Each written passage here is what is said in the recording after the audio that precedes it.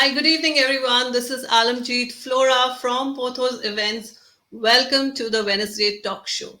The Wednesday Talk Show is brought to you every Wednesday, and today we are very glad to have KTH with us speak on a very important issue of India KTH collaboration empowering students. So, today we are going to be talking about education. Education lessens the challenges you will face in life. The more knowledge you gain, the more opportunities you'll open up to allow individuals to achieve better possibilities in career and personal growth. Global education helps develop self awareness of one's own identity, culture, beliefs, and how those with the wider world, how those connect with the wider world, social awareness, including empathy, perspective taking, appreciating diversity, and respecting others, and relationship building skills with diverse individuals around the world. Since its foundation in 1827, KTH Royal Institute of Technology in Stockholm has grown to become one of Europe's leading technical and engineering universities, as well as a key center of intellectual talent and innovation.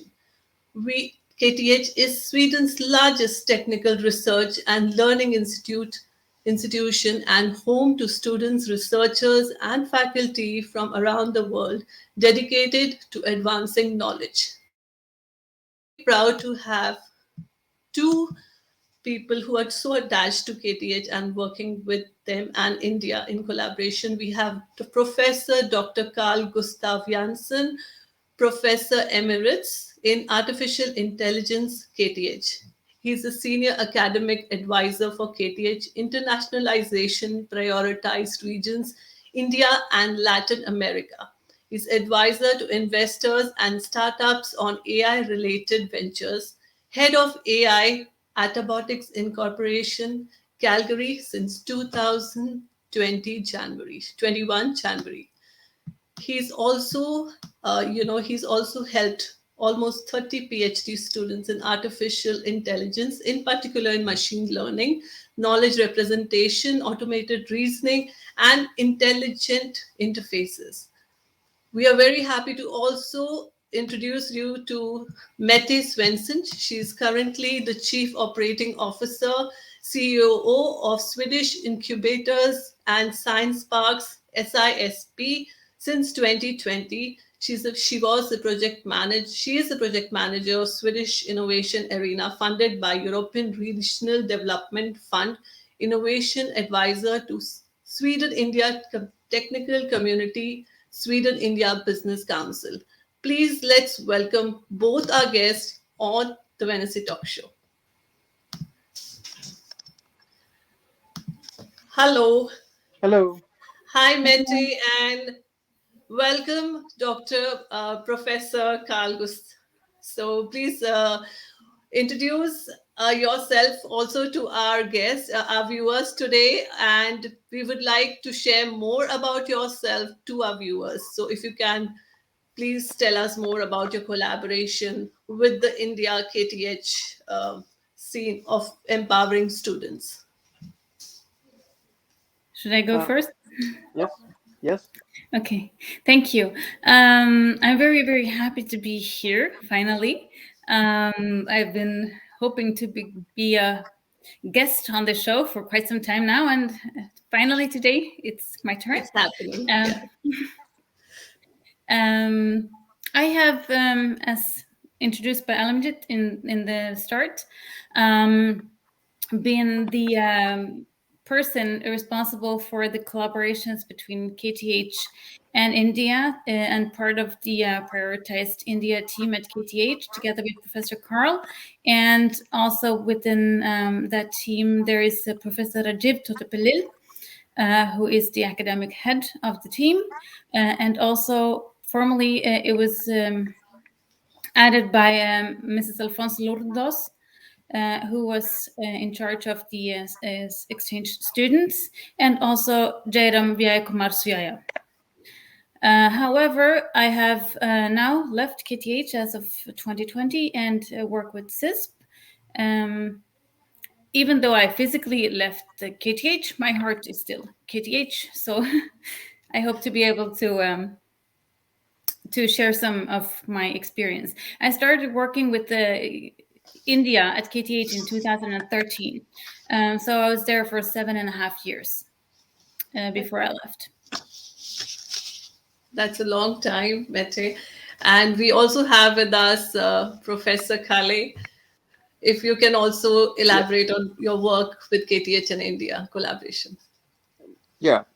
I mean, I think you already gave a pretty thorough description of my basic academic background.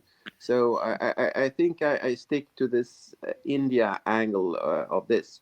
So my first comment is that KTH has a rather special model for handling various things like internationalization. So on one hand, there is a central administration with specially employed officers like Mete who handle various tasks. Yeah. But then for anything we do, there is also academics contributing.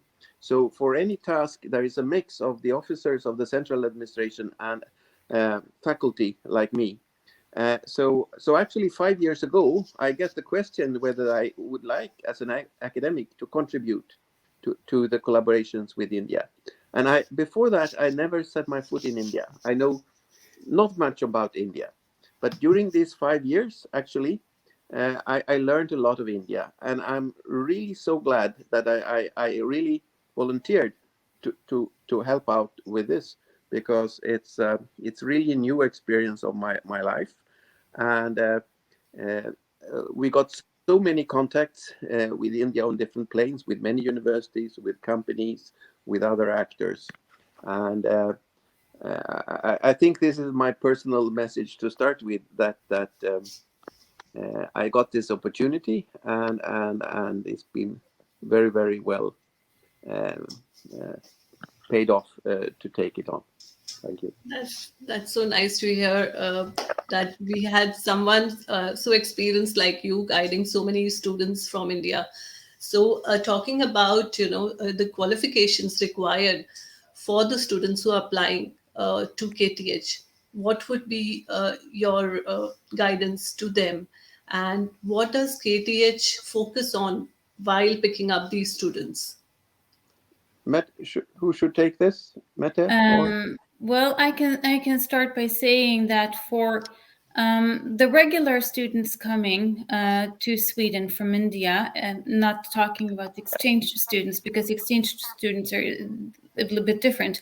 Other students who are paying the fees to come to KTH as any student, they're also applying through Studera.nu like any other student. Um, there, there is a regulation basically for Indian students from known universities to KTH, they're exempt from English tests. Basically, every other foreign student applying to KTH need to take an English test, but not the Indians from the recognized universities, because KTH recognizes that since all of the education in higher education in India is conducted in English, Yes, the level of English among the Indian students is it's very good. high. Yeah. I mean, also what you need actually as the basic requirement is a 4-year bachelor. Right. I mean, if we now talk about applying to Sweden, KTH for a master, I mean, program, which Yes. is the most normal, which is the most normal case.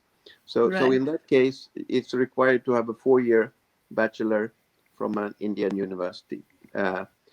And with respect to the language, I think still, Meta, you have to prove that you.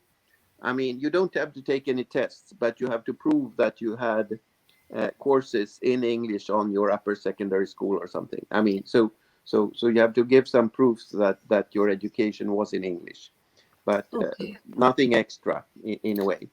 And And we then, of should course, also there are add, of special course, that all of requirements. the master's courses at KTH are conducted in English, all of them. All of them. Okay. And Uh, any institutes you would like to mention that you work with in India? uh, Institutions. Yes, the institutions.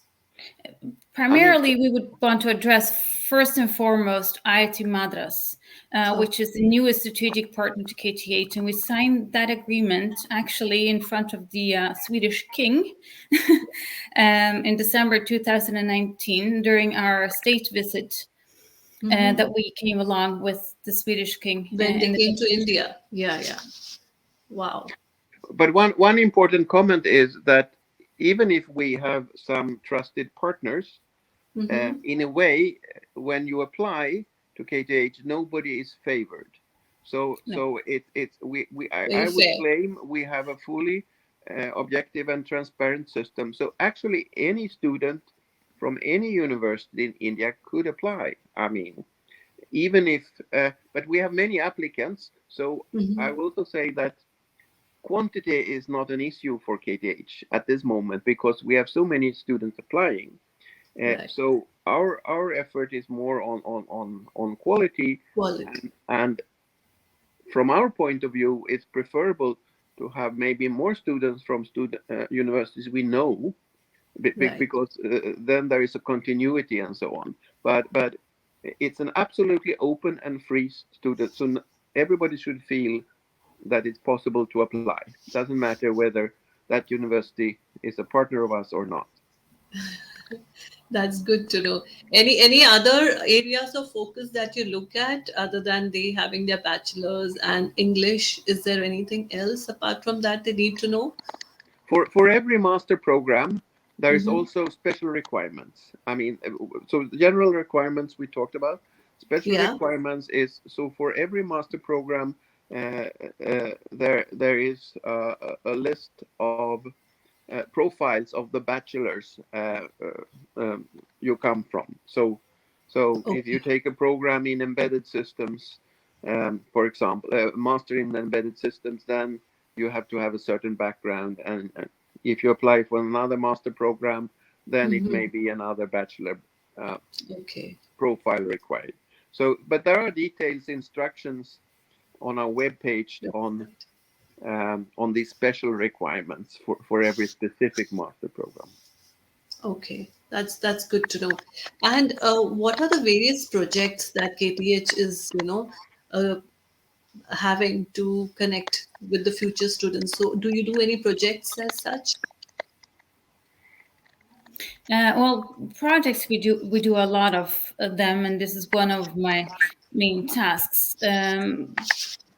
First of all, we also need to mention that actually KTH is actively trying to recruit students from India. So we are conducting recruitment tours Mm-hmm. and participating in fairs. Um, for this, we also have a very strong alumni chapter of KTH headed by Neeraj Gupta, Uh-huh. and also our very good friend Arun Subramanian. They're helping us a lot on site in India to go to fairs, to talk to the students. And we also have student ambassadors that help us to recruit students and go talk to prospective students and give them some information on the programs that we have and student life in Sweden and so forth. Other than that, project-wise, there are a lot of collaborations between KTH and other universities and other organizations, such as Confederation of Indian Industries. There has been a lot of there is Atal Innovation Mission initiatives that we have collaborated with, and also Sweden India Business Council, and also conglomerates like Tata and several other organizations and companies that we conduct projects with. And basically, they could have very different features. One of them could be to try to develop a new joint program between PTH and another top university in India, such as IISc in Bangalore or some of the IITs or Amrita University. We also had a lot of collaborations with. Um, it could also be to try to facilitate the work of the universities which will benefit the students more in the second stage. Some Right. of the projects that we've had actually had student mobility flows within the projects for exchange reasons. Okay. And any cities in particular in India where you go and have these fairs where you participate so that the students can go there? Well, Okay. Bangalore is the hub of KTH. We actually do have an offshore office in Bangalore. Oh, cool. Um, and then also we actually have focused so far Mm-hmm. mainly on the southern part of India. We have gone to fairs in Chennai, in Bangalore, Cochin, Hyderabad, Coimbatore. What was it more? There was one more. It was not Mumbai, but one more.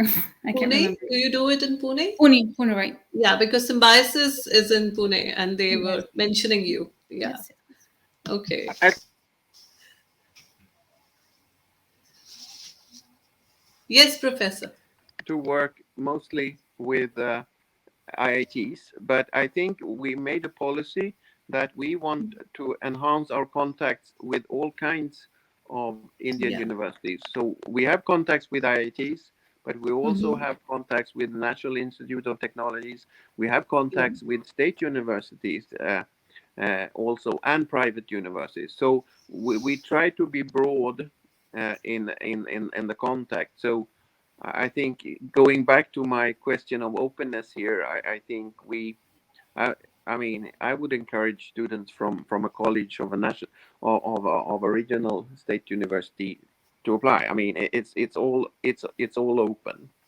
Right. Also, I think it's more of a historical thing that for various reasons we started with working in south of India for various reasons.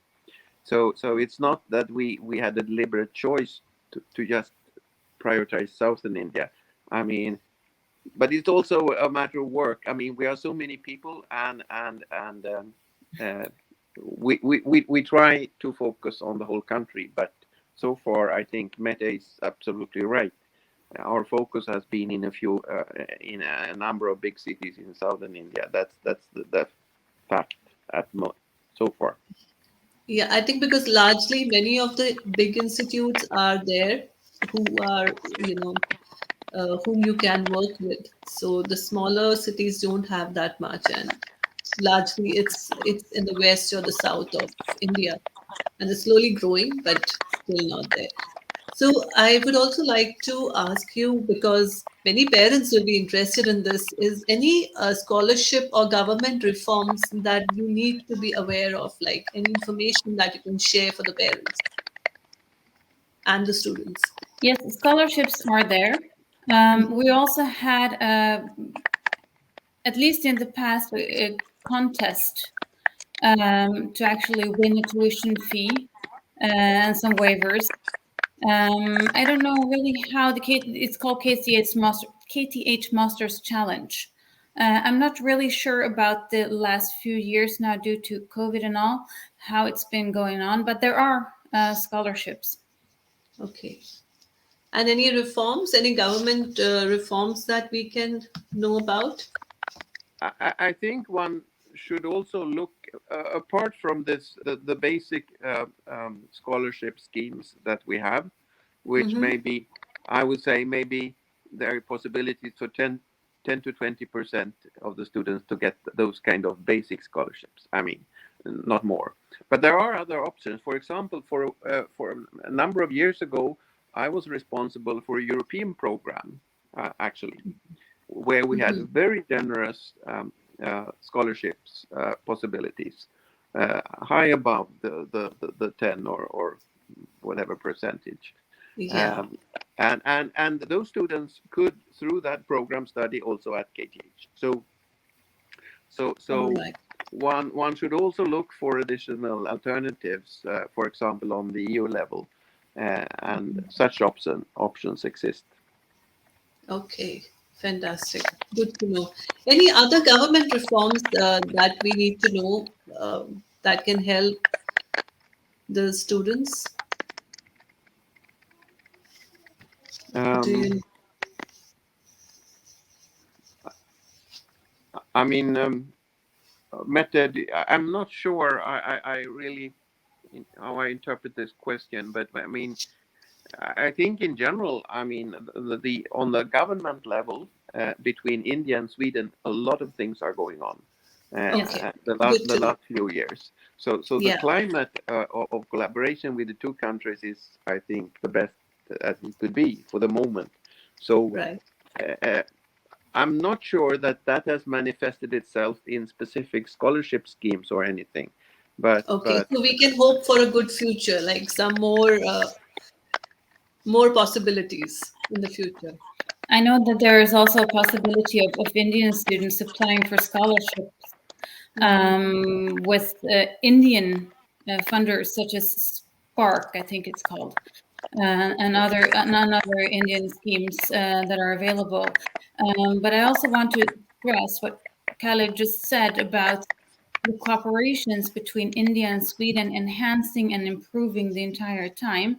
Not least to mention the India-Sweden innovation partnership that we have, which indirectly will benefit and hopefully directly benefit the students and researchers of the universities in the very, very near future.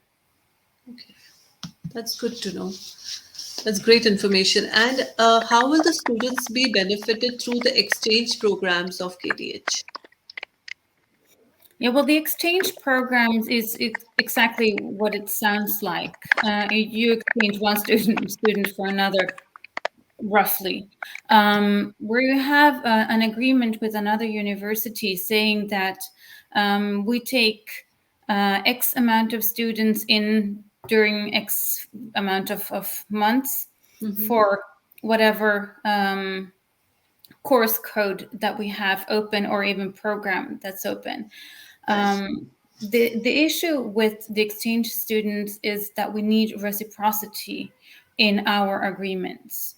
And for that, we have had a history of every semester or even every year, not as many Swedish students prone on going to India as there are Indian students wanting to come to Sweden.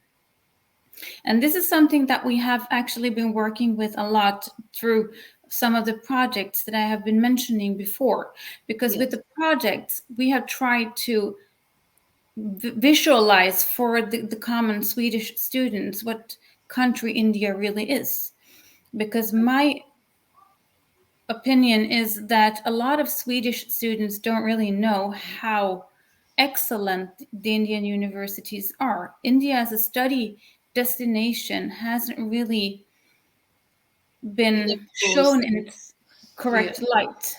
True. And India as a possible destination of work in the future, and all of the companies that are present in India, and all the Swedish companies, the EU companies that are present in India, we need to market India as a student destination and also a potential market for whatever startup or whatever work that you will have in the future as a Swedish student. True. True. I mean, if I may complete what Mette said, I think a lot of Swedish students have a fascination of India in general, going there in general. However, Yeah. the study climate in Sweden has become more competitive. So this means if you suspend one semester in the end of your studies somewhere, Yeah. you want Right. to be efficient. And Yeah. because I think Swedish people believe that it's a culture change to go to India, and then there is a danger that they maybe just enjoy India and don't get, can have the efficient studies that they want. To So I study. think we need to convince students that it's as easy to go to India as to any other country for this Right. exchange, which is uh, something that we try to work on. Very good. And I felt so good when Mete said that India has so many possibilities, so many opportunities. And I agree with you that we really need to, show that to everyone.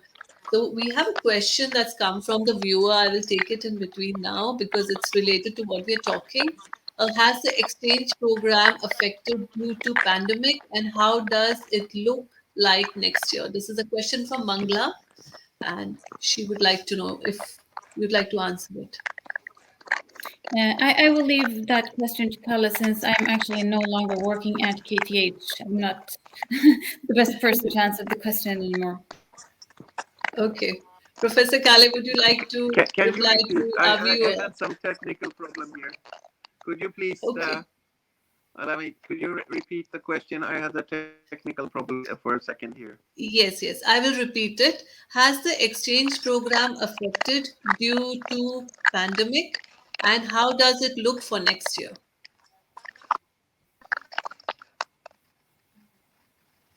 Can you hear me? Oh, yeah, I understand. I think we are positively surprised that in general, exchange and international cooperation have worked better. We were very afraid last year it go down to zero almost everything. So Yeah. I mean, of course, there were some issues, and I think there were fewer people coming than expected, but it wasn't as bad as we initially thought. So I think there is, of course, a dip. It's natural that the mobility goes down, but I think it kept on a level much better than we anticipated. Mette, do you agree? I absolutely agree. And of course, we've had at KTH and all of the universities around some studying from home, which, I mean, if you're an exchange student, there is no incentive of going to Sweden during a pandemic and sit from your student department and conduct studies in Sweden for the benefit of being in Sweden. Everyone understands that. My hope is, of course, that next year we will be able to welcome all of the exchange students back to KTH and send Swedish students to all of the exchange universities around the world like we did before the pandemic. I mean, Okay. one problem I think is not only for Sweden but for all over the world. If Well, you have yeah. went for an exchange for a mobility now in this period, there has been a difficulty because the you have to sit home in your student flat and study on a distance, which is kind of Yes. boring when you come to a new country. But this is Yeah. not. I mean, this is a general phenomena for all universities in all countries. Very true. I think the students are missing that environment also completely. It's just not there, the study environment, because of this online, and we hope it becomes better in future. So, we would also like to know how the corporates and KTH are working together to benefit the students. This issue I actually I can touched comment upon on the first, and report. I can comment shortly first, and lead to Mette, who is the or expert in this area. So my general comment is that historically it Hmm. didn't matter a lot.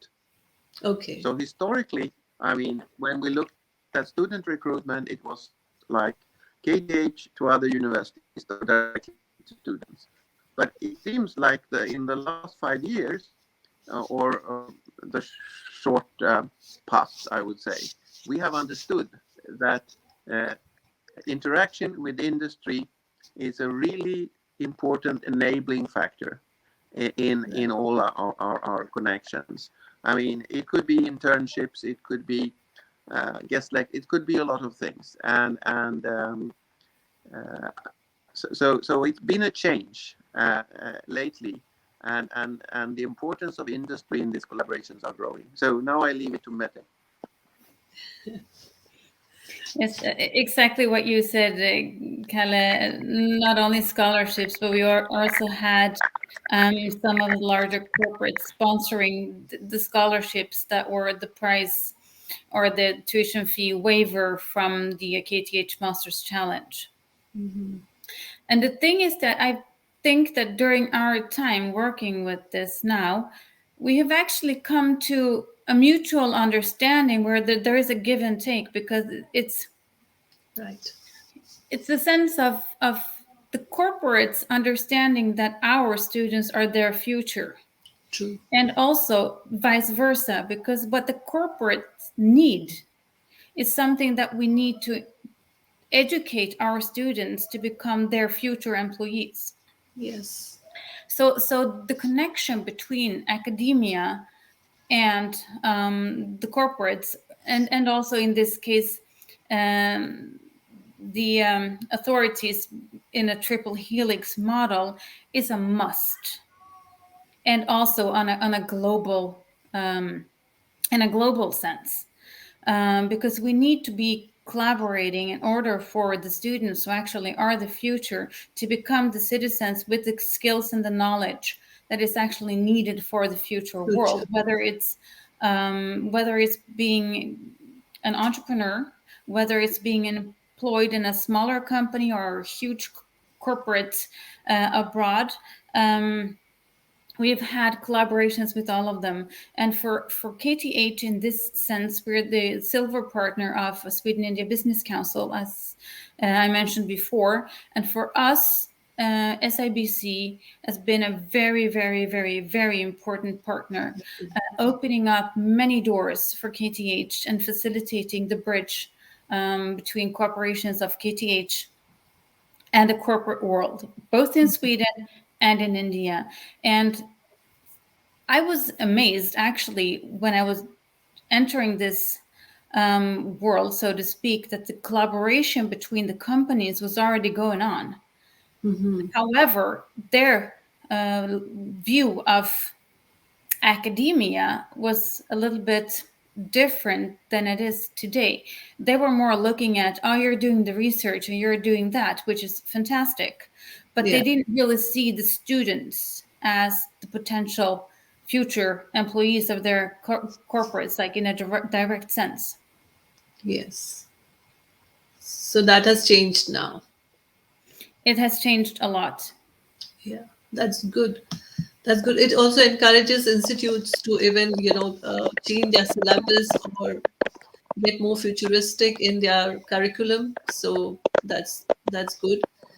And my next question was that what role does KTH and India alumni play in this?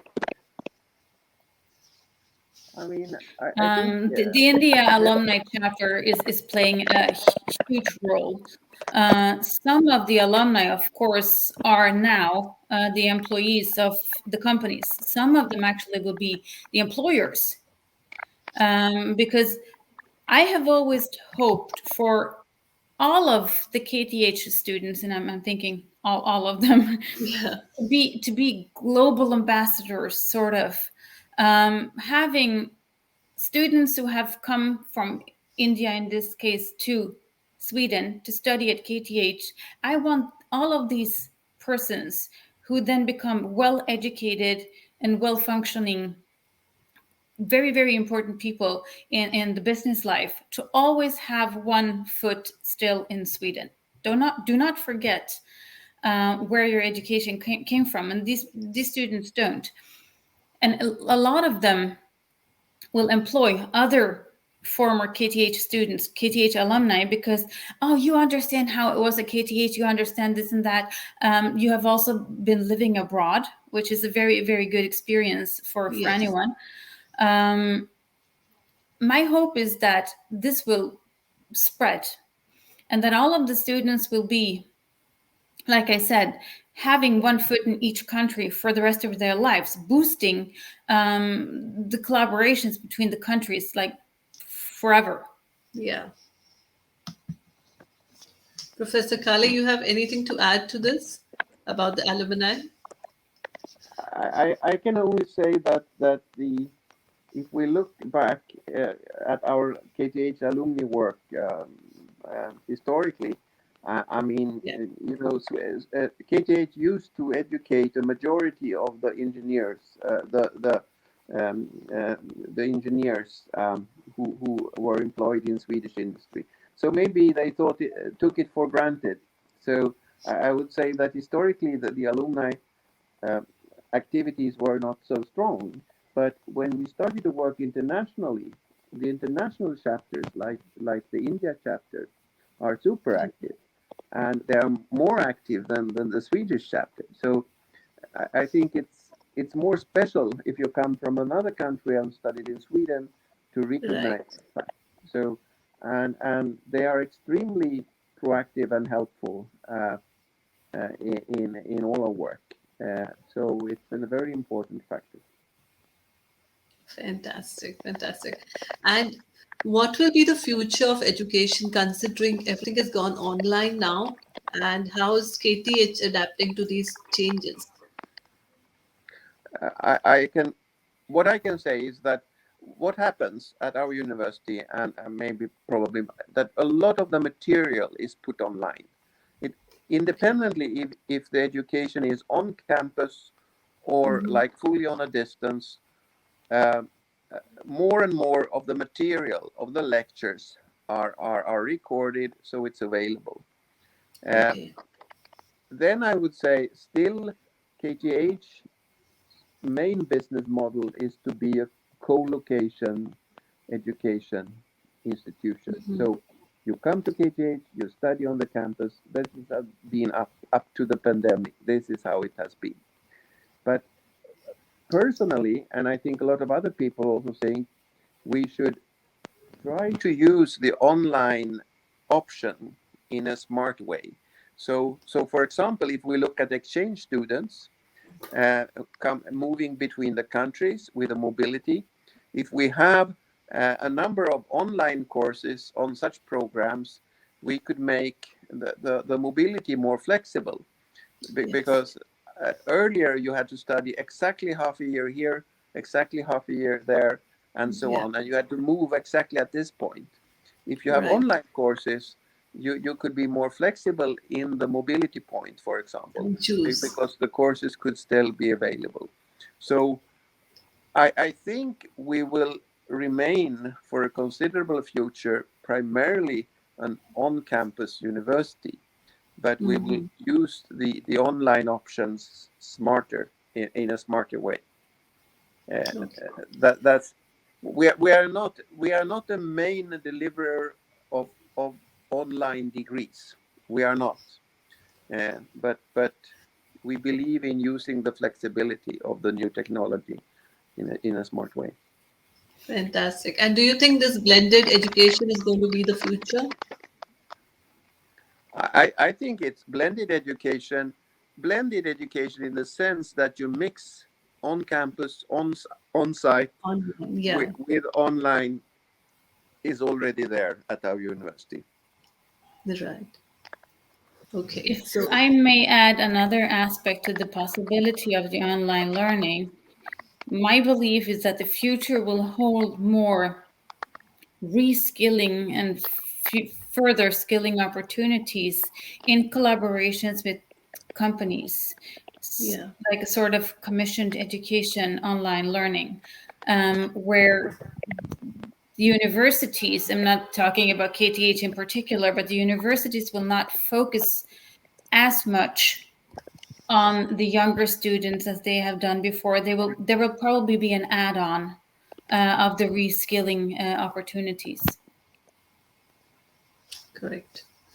So that is the future now, which we see a lot of changes happening. So the students are adapting, I'm sure, to all these changes, and so are the institutes.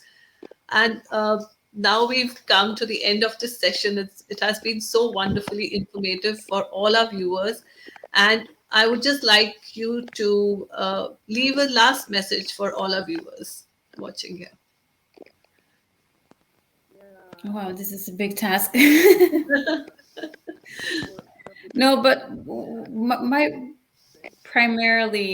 my primary message is that help increase the connections between Sweden and India because we will all benefit from it, whether it's students or in any other type of collaboration.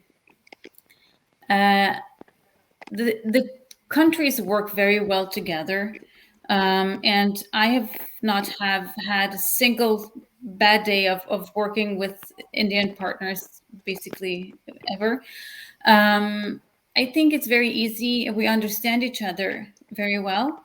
Of course, there are cultural differences, but there will always be.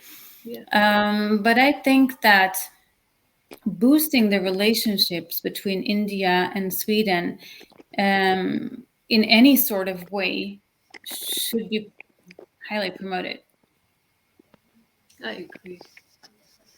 Professor Kale, any last message for our viewers from you?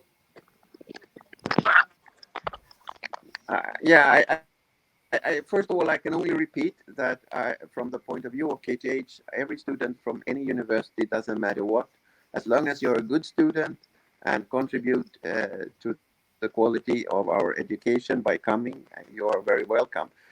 Then I would say that it's kind of interesting this with cultural differences, because it seems there are many differences between India and Sweden. Yeah. India is super large, Sweden is super small. I mean, there's so many differences. Still, my experience is that Indian people and Swedish people seem to be able to work well together. I mean, so that collaboration seems to work. It doesn't matter if there are differences. There is still a collaborative spirit that works. So I think the empirical evidence of our collaboration is very good.